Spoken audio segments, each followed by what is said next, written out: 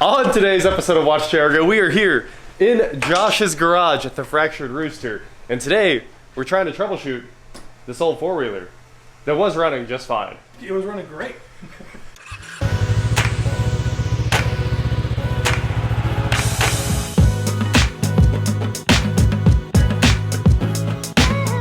What is going on, guys? I am Watch Jericho, and today I'm here with Josh's new four-wheeler. This is a 600, right? 650. 650. Okay. Yeah. Kawasaki 650 twin. It was running, but it had been hit. Like hit. This guy pile drove this thing into a fence. Oh, the old frame? Yeah, let's go show him. It's wasted. Yeah. It was the GTA wasted sign popped up. So if you take a look at this, it's this one here, right? That's completely shifted back. It looks like it's shifted back. The wheel was like 3 inches back. Oh man. So you can see there's a nice buckle in the frame here. Oh yeah, frame collapsed. Here. This and the big brake. The typical frame break on these years. These do have a bad frame. They're actually Articats with Kawasaki engine, and they were all recalled for new frames, but this one must not have gotten a new frame. Just the 04s. Just the 04s, okay. And their fix was to put an 05 frame on it. Gotcha. So that's what I bought, and that's what I did, and now it doesn't run. Now it doesn't run. Today our goal is to make this thing run again, so we're kind of just stepping through it, trying to trace out all the wiring and figure out why there's no power to the actual bike. We do have power. We can start right here. Start with the easy part, obviously. Here's the battery. We got 12 volts. Here's the starter solenoid. We got 12 volts. And then this wire here feeds everything else on this bike. So that's the solenoid trigger right there. And then this is the red main wire harness. It comes down into the fuse block here. This is what I've traced out so far. And we have power to there on the main fuse. Well, actually there. And on this side, this is the fuse side. And with the fuse in, we know the fuse is good. I mean, visually, and it does check out. We have power to everything. So let's turn on the key and see what happens.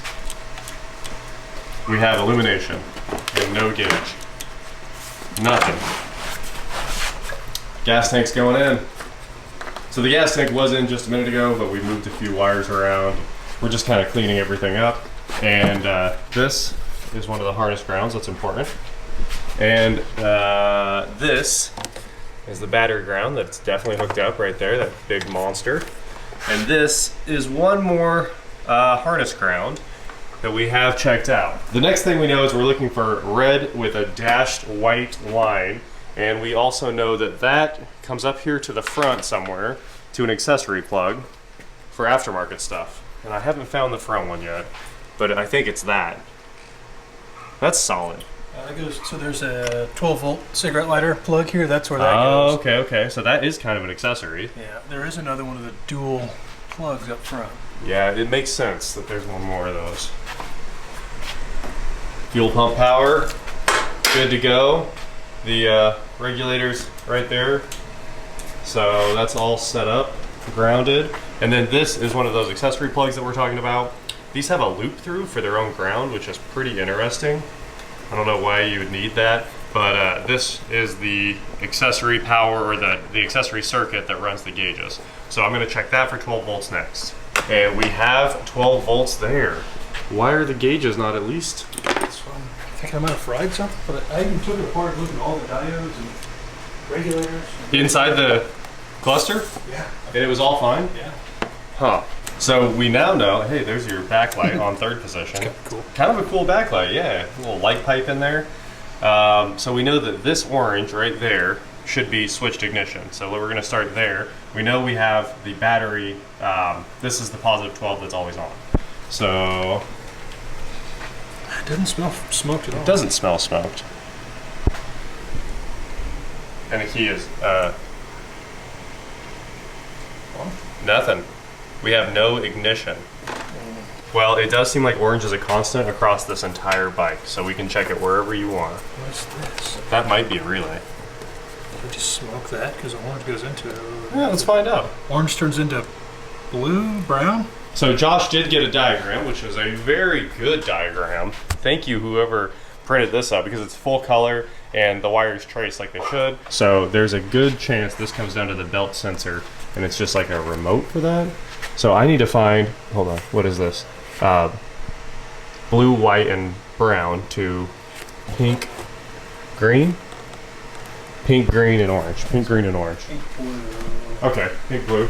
So we thought this was a relay, but it definitely is where the belt is. So belt failure makes sense. So now we know the orange wire is the most critical one on this bike. It's ignition. You can see it goes through 1, 2, I think 3 different like big junctions, and they kind of run all over. So I was back tracing this. We know the orange, after the key comes on, we should have 12 volts.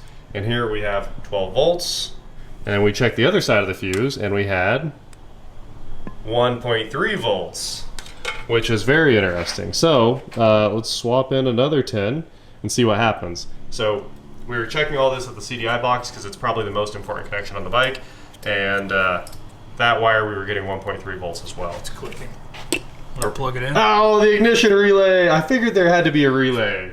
There had to be. Okay, kill it, and let's hook up the ECU here. Does it work? Ah! How was it a fuse? What? I checked all of those like 3 times. I know. We all knew the first thing you did was check those, so I was like, it can't be a fuse. I didn't go through and ohm them out either, because I just assumed. I was like, yeah, that's step 1. Okay, there's the CDI box. And now, if we give ourselves a little, see if that'll hang out. Looks like it will. Ignition. There's the drive select motor there. And also we ditched this. We think this is the belt reset tool. According to the part number, it probably is a belt resetting diode. Because pink, gray, or whatever that is, pink, blue, and orange are supposed to connect to the belt damage switch or whatever that is. I think if it slips, if it stretches too much, it starts to slip and it puts the bike in a limp mode. Okay, so that you don't you're stuck on a keep trail beating going on it. like 6 miles an hour. That's unless you have the tool. So yeah, you know my Can-Am does that too. It actually measures the belt temp, and it'll say like caution belt overheat. Interesting. It's pretty sweet. Technology. All right, you ready? You want to try it? Yeah. Are you ready? I'm ready. Where's the start button at? Right here. My finger's on it. Oh, okay. Okay, go for it. Go for it. We're clear. Oh, we have a click. We in neutral. But I think that clicked. Oh, no. We still have a fuse. There's neutral. Oh, neutral light's probably key, huh? That's what it did before. Click and then poof, it just stopped. And the dash went dead. Okay. Okay. Hey! I think this is bad. If just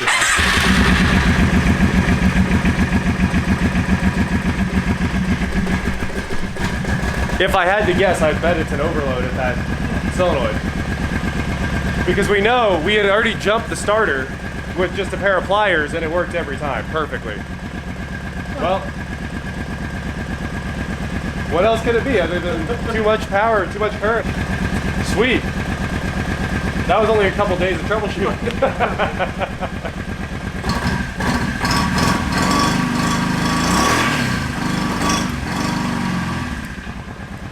I guess let's get these wheels back on here and go rip it. Enjoy the neighborhood. Yep. Is it charging? Look at that. Beautiful. Beautiful. Everything works. Fuse. How was it a fuse?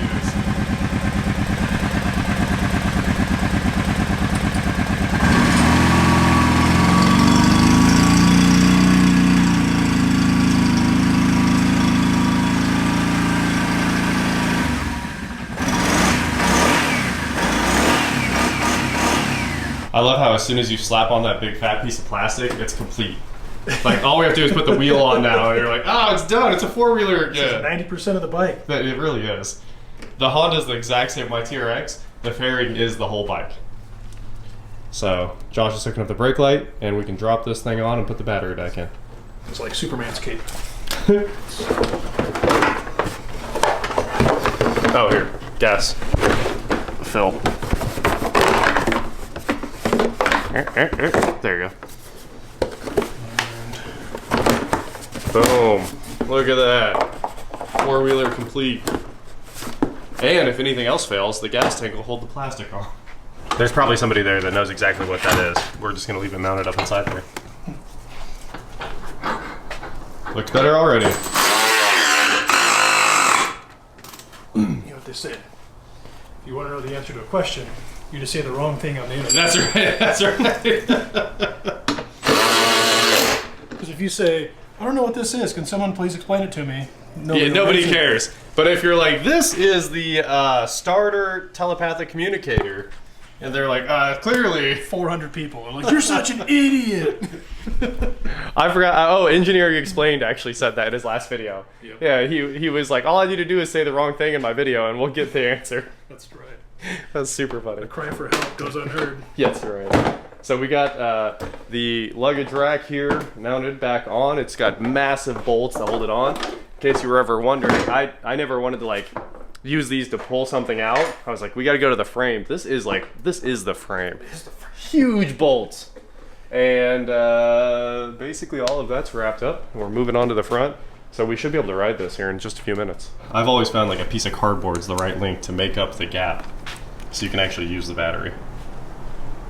Or the tiny screwdriver. Cardboard would work. Some of the more expensive, better batteries have a plastic spring behind them. And it's really nice. Good on those guys. It's only like Shirai. Like I said, one of those expensive lithium ones. Yeah, any $200 battery. So, the lower front brush guard bolts, we don't have.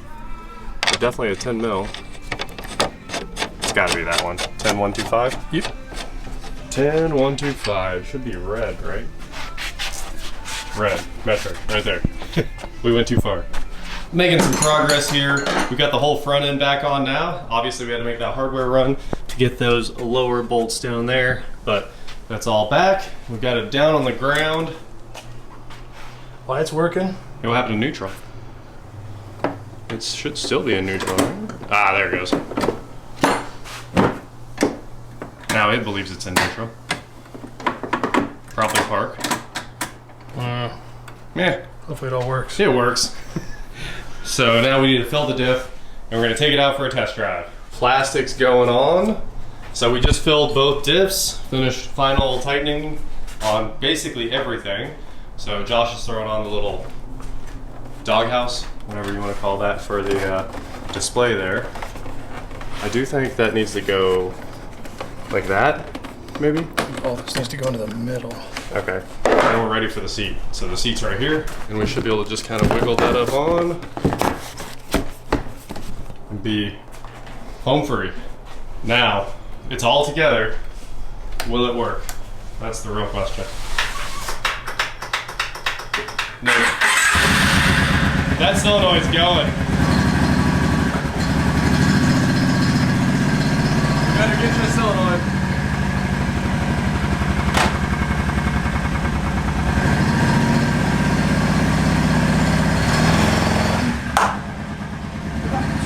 It's just a zip tie.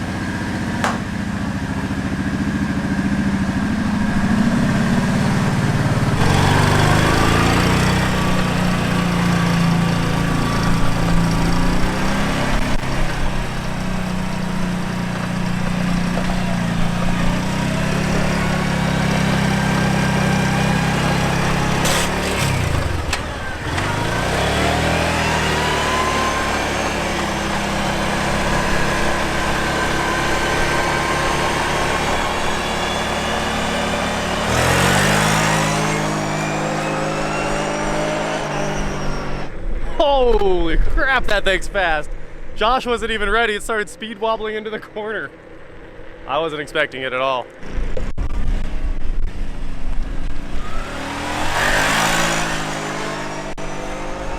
Man, it's a rocket ship.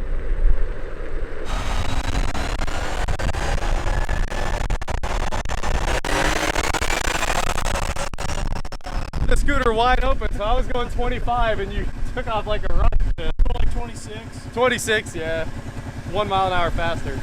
Just got a low and a high. I'm trying to figure out which is which. We, 3 screws were missing for the little shift indicator, so we don't know which one we're in. I'm gonna guess high is up, then low, then neutral 4, something like that. Drive it? Yeah, I wanna rock it. You're gonna go to hit the rear brake, And there's none? have a mild panic.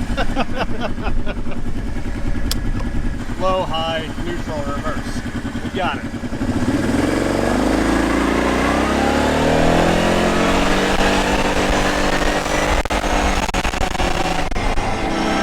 Yeah! Oh, so squirrely. This thing gets after it.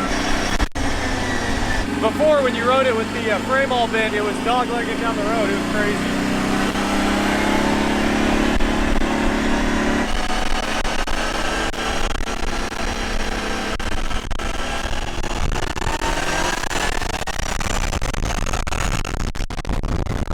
All right, we're calling it. We just put the grips on and they're glued, so the glue's got us set for a while. And the grips are much nicer than just having the metal bar sticking out there.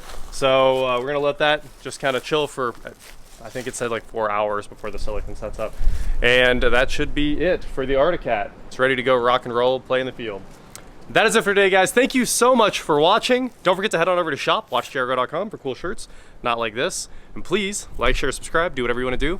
And I will talk to you next time. You got an HD12 on that flashlight? A 6. A 6? It's a monster. That will literally run that flashlight forever. Probably. One LED, what's that thing Because drop? I have the same light with the M12 and it runs for hours and hours and hours.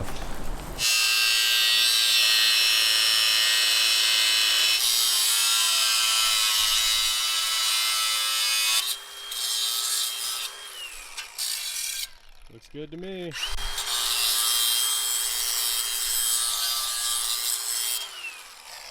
This bike kept falling over because the kickstand was too long. Kickstand no longer too long. Josh wants to know what this bicycle frame is. So if anybody knows, it's got this skip tooth sprocket on there. Skip tooth in the rear. If you can see that, there you go. And it's got a Flying Start badge on it. And the Schwinn seat's not original, so. It's got Schwinn grips. Yeah. I really think it's a Schwinn, but interesting. Looks like a C23005 is the frame stamp on there.